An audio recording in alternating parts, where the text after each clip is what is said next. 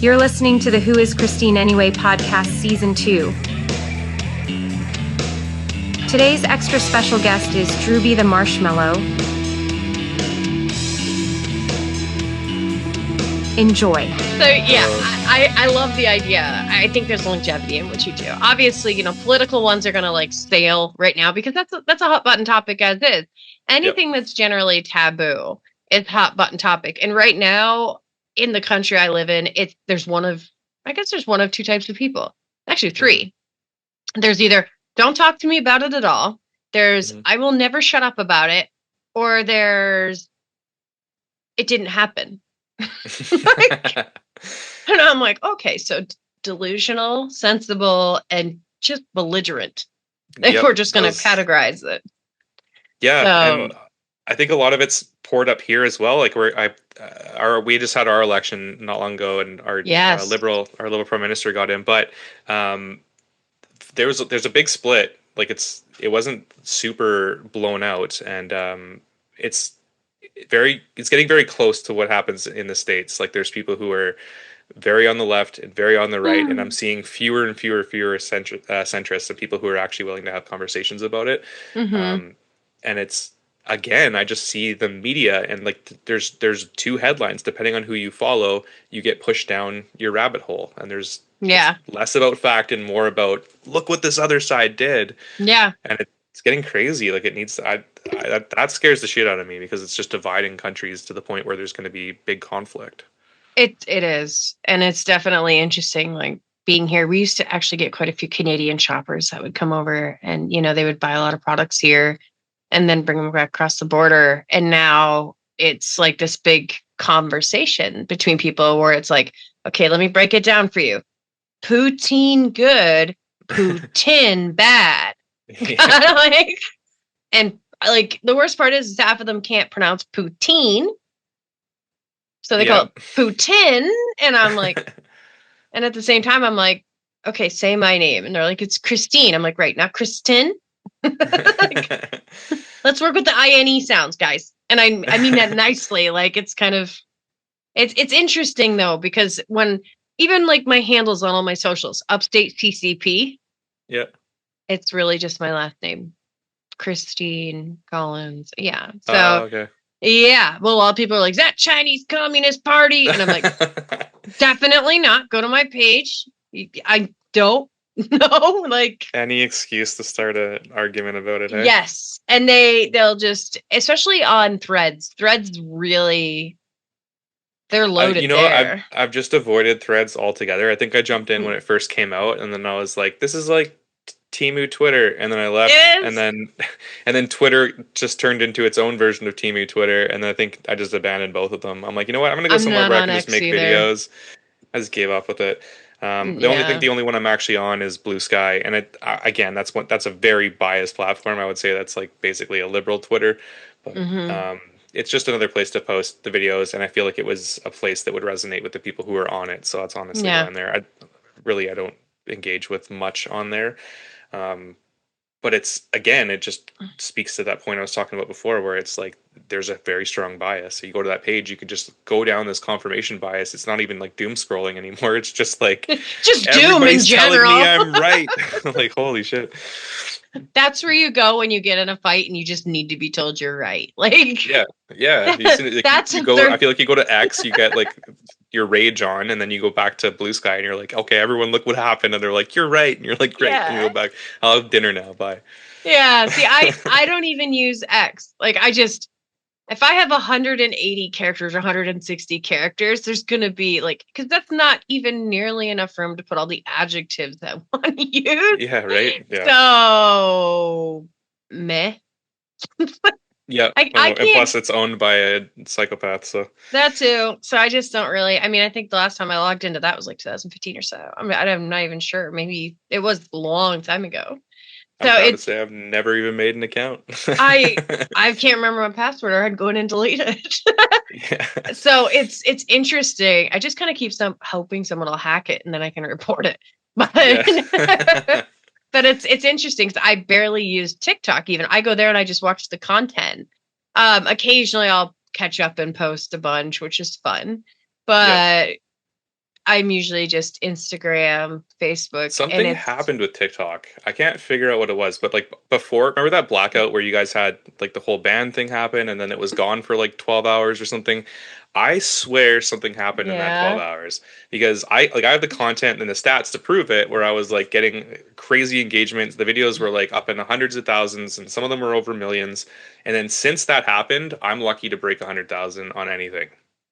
And I'm like, Yeah. they are very clearly shutting down. And I look at mega creators, and I'm like, you guys are still getting tons of views.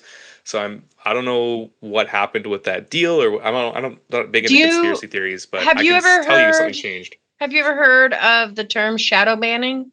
Yep. Maybe that? Because I I mean, thought so, but I'm hearing it from like other major creators as well, and it just seemed to oh happen to yeah. all of us at the same. Like I'm in a creator group chat with a couple other major ones, and we've had conversations where like, hey, this is happening to me, is it happening to you? And after that ban happened, or after the TikTok blackout happened, that group chat lit up where everyone's like, hey, my videos aren't working really anymore, are yours? And everyone was like, no, no, no, no, no. So it just seemed like they could have shadow banned, but they like targeted a whole bunch of the same types of people and the same types of content, and we're like, we're shutting this down. But So I you do remember when that happened. It was like, I don't even know how many, it was so stupid. But the blackout happened. And then, first of all, you're not the first series of creators I have ever heard this from. Like, I've heard this from a few, especially music creators. They're like, we don't do anything. Especially, I've heard it a lot from ones of color. I've heard it of ones that are, you know, anything like sometimes it almost seems like they show certain, it's like the new, it's like the media outlets. I won't say the news, it's the media outlets.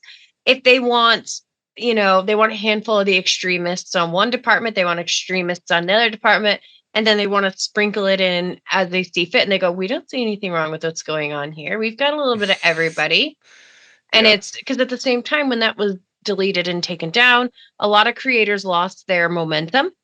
Yep. Because, the algorithm gods don't always shine upon you. They just don't. It's right place, right time. I feel like a lot of right. it. And honestly, and like when shared. that happened to me, I didn't have an Instagram following at the time. I think I had maybe like 2,000 or 3,000 people on Instagram that were following it, and I would rarely post. Like I would forget because I didn't care about it.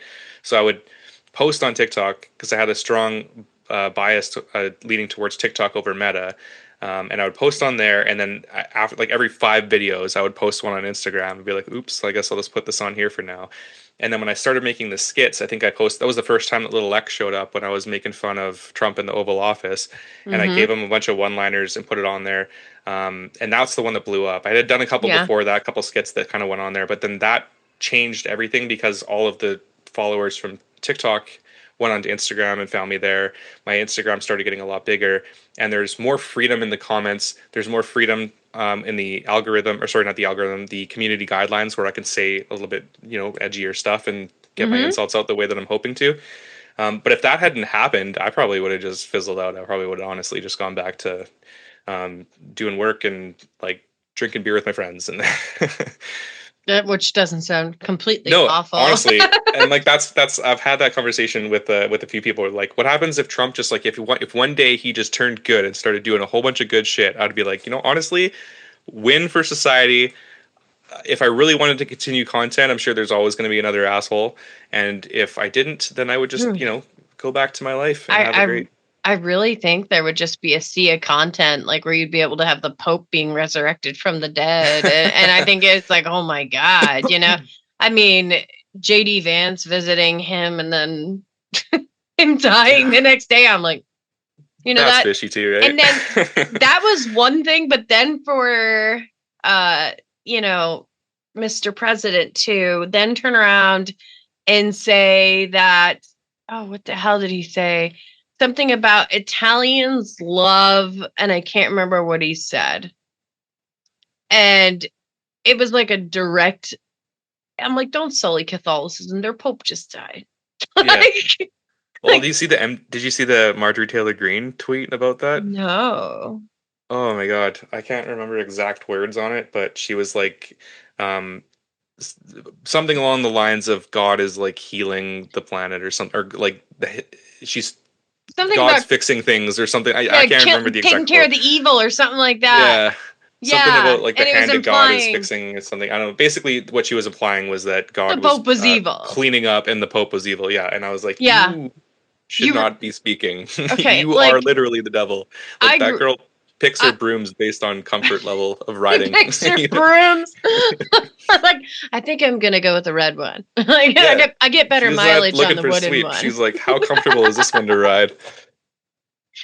Oh my God. No, but you're not wrong. And it was really interesting too, because like I grew up Catholic. My grandparents were, obviously very Catholic. And it was interesting because all these rituals and all these rites that, I had to watch a bunch growing up. And this Pope was buried in like I keep wanting to like the only way I can explain it to people who didn't grow up Catholic is like explaining it like toilet paper. He wanted a one ply coffin. He didn't have a three ply. There's supposed to be like three layers of the coffin, and Yeah. he's like, don't embalm me, put dry ice under me, which is why it looked like he was floating. And then like then Trump is sleeping in the front row. Yeah, that was wild too. I'm like, And like why was he there? You know, like the Pope hated him. I Like, know. like I know. I'm not big on the Catholic Church for obvious reasons for a bunch of stuff, Right. but Yeah. the Pope was that guy was Pope Francis specifically was generally an awesome dude. He was trying to make changes. He was like breaking the mold and doing good things. And he did a lot of good. He really did. He started, persecuting the people that had been misusing the church. And I'm not going one way or another. I actually literally live in this non-denominational world of no religion, but yet understanding every interfaith. So it's one of those things where it's like looking at him as a leader, he was genuinely out with the people. He was genuinely he threw out the golden throne and took in a wooden chair. Yeah, Like he was a good dude. Yeah, he was like, I'm good. And you're right, he genuinely didn't like the administration we have at hand right now because it was like Trump is the exact opposite. It was like, cruelty. Yeah. It was a lot of cruelty, and it was. I mean, obviously there was like things floating around that Vance got lectured on compassion by an advisor of the Pope. Mm-hmm. I heard that too. I think I would like. You got to do something for them to lecture you, right? I don't think that's been done too many times in the past. And like the one time he goes and visits them, that's the only guy whose stupidity could make somebody want to be like, all right, you know what? Had a good run. I'm done here. I don't need to talk to you anymore. Pulling in media, I haven't seen a Green Day marshmallow. And oddly, I don't know why Green Day keeps popping up lately for me. It just does. But Green Day has like they keep altering their sets. Oh, they're legends. I love it. I love Billy Joe, and he just keeps. He's like, am I just JD Vance is now, as well as several other lyrics. Don't want to be an American idiot. Yeah. There's so many lyrics that he'll just change, and it's just like, fuck you. And that's how it should be, because that is music and art. And it's one of those things where it's like, with doxing being such a real thing in this world, is that something that you guys worry about? Do you have precautions, obviously, to try to assist with that? It's not really, I mean, again, with the whole anonymous thing, it's pretty hard to do something like that. But I mean, there's not really much that goes on behind the anonymous part of it.